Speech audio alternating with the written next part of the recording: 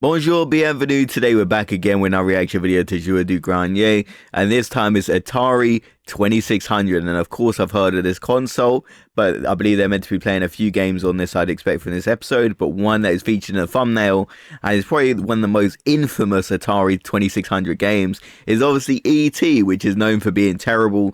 And I think there's like a story about tons of the games going to landfill or something. I may be mistaken here, but I remember hearing that time ago. So let's get right into it for today and let's check it out.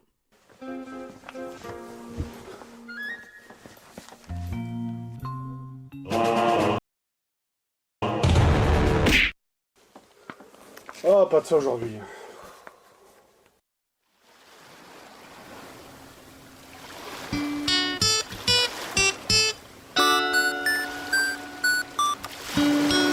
And that's something different for the intro. Normally Yannick's in the credits, but like his name was at the start. 1, 2, 3, 4.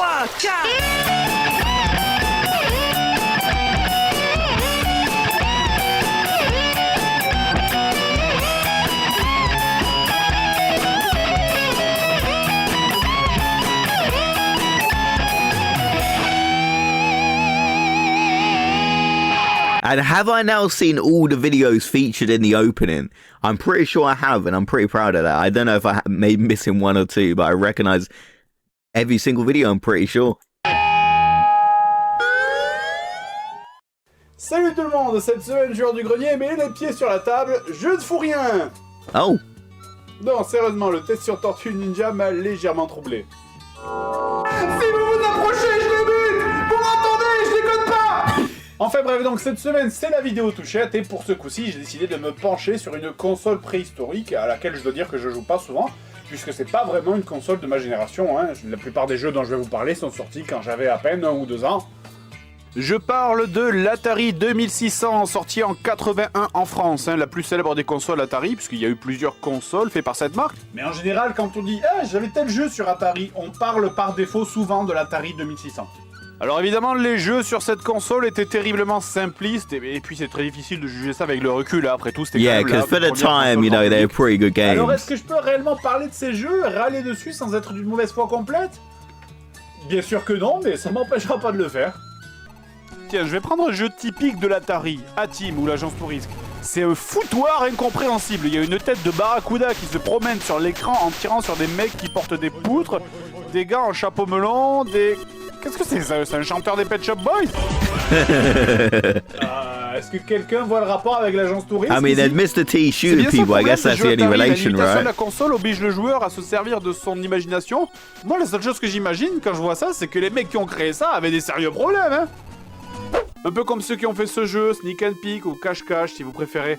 Alors moi déjà personnellement j'ai beaucoup de mal à comprendre l'intérêt d'un jeu vidéo de cache-cache, alors que bon c'est le jeu qui se joue... I mean, hide and seek video games are pretty big, right? Like Prop Hunt obviously on Gmod, and it was also in Call of Duty, which was pretty big, like the game mode. So I feel like this one was probably a bit too early based on what I'm seeing. Facilement dans une maison par définition. Ici le principe est simple, on joue chacun son tour en allant se cacher dans la maison pour que l'autre ne nous trouve pas. Mais là par contre j'ai une question très conne. Est-ce que j'ai l'esprit tordu? Est-ce que c'est un bras extrêmement mal placé par les développeurs du jeu? Ou est-ce que ces deux personnages jouent à cache-cache avec leur poireau à l'air? I did notice that je veux dire, he ne dites pas said. que vous n'avez pas pensé. I can't stop seeing that now. Oh mon dieu, je veux pas savoir ce qui se passe là derrière. En plus, c'est terriblement naze, il y a que quelques endroits où on peut se cacher, derrière le fauteuil, sous les fondations de la maison, dans le lit. Allez tiens, devine où je suis caché, là. Ah, ce jeu est très court, hein, faut avouer, en fait tous les jeux de l'Atari duraient rarement plus d'1 heure, hein. Mais c'est pas le plus court de l'Atari, le plus court de l'Atari c'est celui-là, attention, top chrono. Okay, got a little speed run here. Wait, I wasn't expecting that, je sais pas that combien to be that coûtaient les jeux short. Atari à cette époque, mais ça doit faire mal aux fesses quand même, hein. Mais il y avait pire encore, prenez ce jeu par exemple, Charlotte aux fraises. Imaginez, vous achetez le jeu au magasin, vous rentrez chez vous, vous mettez ça dans la console, et vous voyez ça.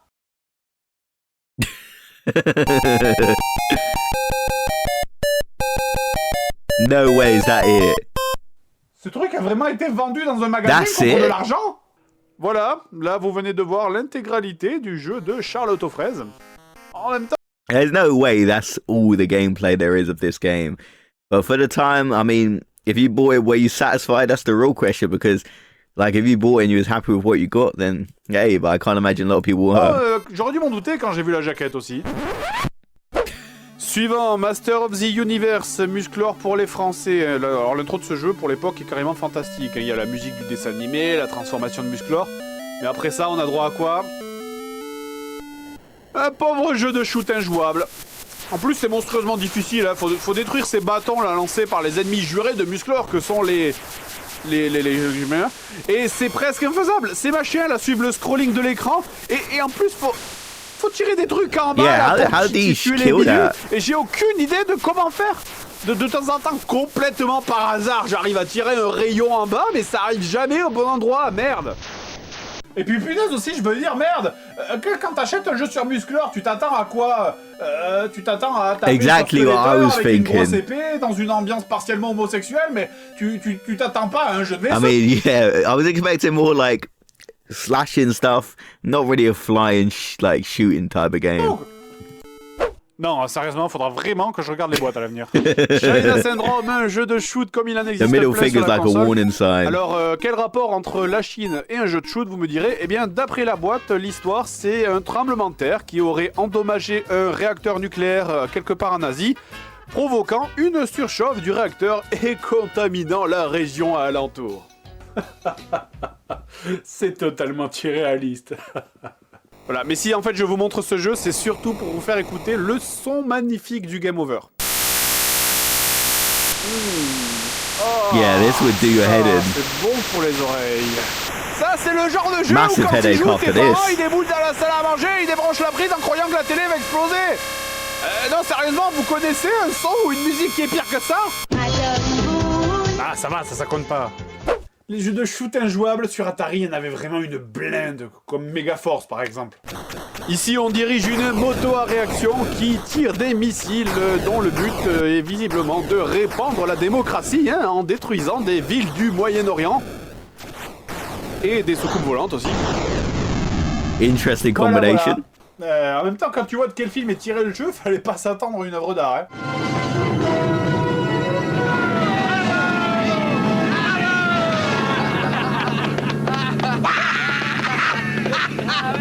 Vive l'Amérique! Et évidemment, tant que je suis sur Atari 2600, je suis obligé Of course, de the vous most parler de infamous E.T. game for the Extraterrestre, console. le fameux jeu qui a été défini comme étant le pire jeu jamais existant. Ce jeu E.T. l'extraterrestre est célèbre d'ailleurs parce qu'il a été une des grandes causes du crash du jeu vidéo en 1983. En fait, ce jeu a si peu marché que Atari a dû faire enfouir des millions de cartouches invendus dans le désert du Nouveau-Mexique.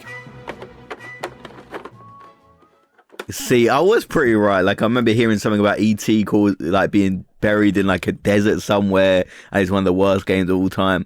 But the thing is the game actually worth anything now in the retro video game market? I assume it probably is, even if it's this bad. Le jeu commence donc quand E.T. débarque sur Terre dans son vaisseau, dans sa cabine téléphonique. Je précise que cet écran très moche, c'est une forêt, et que ces trucs-là, ce sont des trous. Retenez bien ça, parce que ce sont les deux seuls trucs que vous verrez du jeu.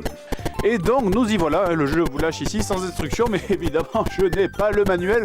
Donc, d'après ce que j'ai compris, le but est de construire un téléphone pour rentrer à la maison. Alors le premier truc intéressant, c'est que E.T. semble doté d'un pouvoir de téléportation instantanée. Je me souviens pas de ça dans le film, mais bon, passons. D'ailleurs, on peut aussi se téléporter directement dans des trous. C'est très con, oui. Bon, on se promène donc à travers les différents écrans du jeu qui sont au nombre incroyable de 4, en essayant d'éviter l'agent du FBI et le scientifique qui, s'il vous attrape, vous ramène dans ce qui semble être un temple des 12 maisons du Zodiaque. D'ailleurs, E.T. perd aussi de l'énergie en marchant et quand le compteur arrive à 0, vous mourrez. Mais heureusement, à ce moment-là, Elliot arrive et puis là, E.T. mange Elliot et visiblement, ça vous ressuscite. Voilà, il faudrait vraiment que je regarde le film quand même. Et notre pauvre E.T. évidemment n'a aucune arme, et la seule chose que fait le bouton d'action, c'est d'allonger son cou. Et pour une raison qui m'échappe, ça ralentit les ennemis. How does it work? Eh bien en fait, il y a une explication, mais très simple. I do like the fact that we're starting to see Seb in more of like the video. Before we just mainly heard him in the En cherchant les pièces background. du téléphone, on ramasse aussi ces points là qui servent probablement à quelque chose. Merde, c'est pour ça que ce jeu a eu des mauvais retours. On passe son temps à se demander ce qu'il faut faire. C'est quoi ces icônes? Un œuf? Un point d'interrogation? Un sourire? Un mec qui hurle? Mais à quoi ça sert? Est-ce que E.T. se met à insulter tout le monde autour Yeah, de what lui does the quand il y a icon cette icône mean? activée? Mais bon, tout ça c'est qu'un détail à côté du principal défaut de ce jeu. Et oui, car si vous êtes un jour par hasard amené à jouer à ce jeu, ce que vous allez vous demander surtout c'est bordel, c'est quoi tous ces putains de trous de merde dans ce jeu? On passe son temps à tomber dans des trous tout le temps sans raison. Je vais à droite de l'écran, je tombe dans un trou, je vais à gauche, je tombe dans un autre trou. Attends, mais comment je suis censé savoir qu'il y a un trou ici juste au changement d'écran? Et ce qui est fantastique, c'est que quand tu tombes dans un trou, là mon cochon, tu peux t'accrocher pour monter. Pour ça, il faut appuyer sur Action, puis sur O pour que E.T. s'envole et remonte. Ah oui, parce que E.T. vole en fait, je vous l'avais pas dit.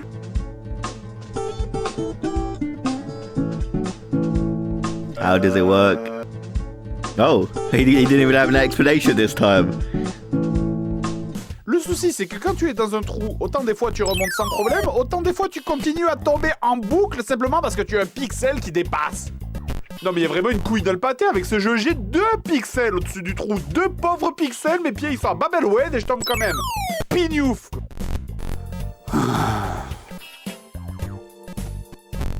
Mais va te faire foutre.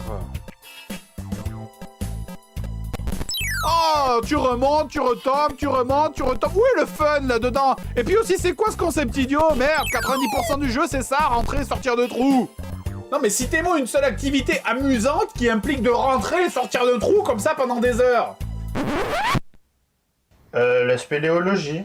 Oui, la spéléologie, oui, ça c'est... Oui, c'est marrant. Donc on s'amuse au début à tomber dans tous les trous pour chercher des pièces de téléphone, hein, parce que comme tout le monde le sait, le meilleur endroit pour trouver des pièces de téléphone, c'est dans des trous au milieu de la forêt. Jusqu'au moment où Of on course. comprend que le coup de E.T. sert aussi à détecter les pièces de téléphone. I mean, some things can't be D'ailleurs, je crois explained. que ce qui me saoule le plus dans la collecte des pièces, c'est sûrement quand le flic se téléporte sur toi comme un ninja pour te le piquer. Même Elliot, le gamin censé vous aider, en fait, c'est un lascar. Des fois, il vient vous raqueter tous les points que vous avez collectés. Quel enfoiré, sérieux, entre ça, le flic qui vient tout le temps pour vous... Why would they do that to Elliot in this game? I just don't get why they would add something like that when Elliot's like meant to be your friends.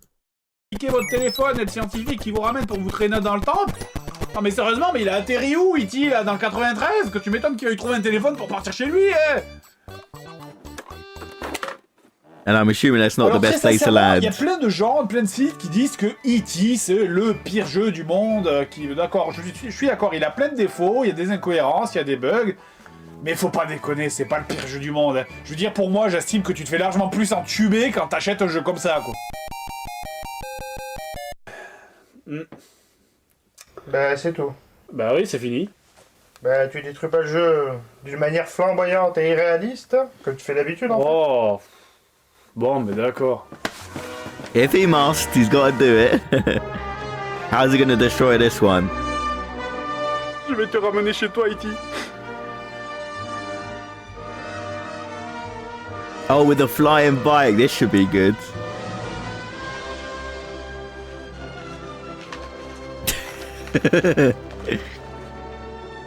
Okay, I thought he was gonna fly off with it. Ah merde, j'avais dit qu'aujourd'hui je foutais rien. I mean, that's one way to get rid of it, simple and easy. De Charlotte au fait, tu nous fais rêver et tu nous fais chanter. Au pays magique, 3 notes de musique, tout le monde aime bien Charlotte.